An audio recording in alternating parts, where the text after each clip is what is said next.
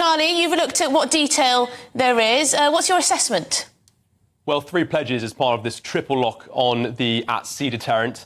As you've mentioned, it's going to be Labour committing to maintaining that continuous at-sea nuclear deterrent. They've also committed to the replacement of the current Vanguard-class nuclear submarines with 4 more of the upcoming Dreadnought class. They're expected to enter service in 2030, and their final pledge is that they will commit to any of the necessary upgrades to maintain and continue the lives of those submarines.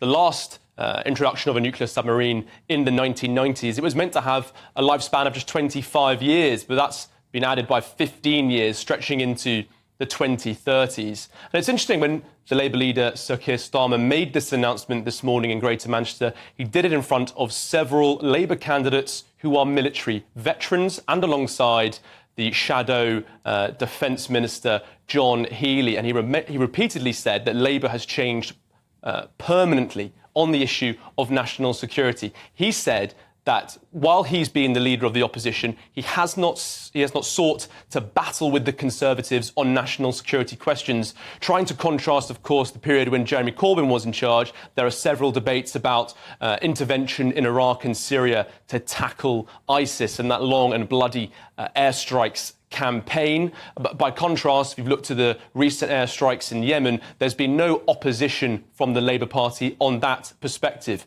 He was pressed, however, on these nuclear plans because, as has been mentioned, both Angela Rayner and David Lammy, 2 senior members of his shadow cabinet, did vote against those Dreadnought-class submarines being reintroduced when the vote went before Parliament in 2016. Sir Keir said he put himself very much talking about this decision as a personal one, saying, I will be Prime Minister if we are elected on July the 4th, and the decision, as is the tactics and procedures for the at-sea deterrent, will lie with him, not with members of his shadow cabinet.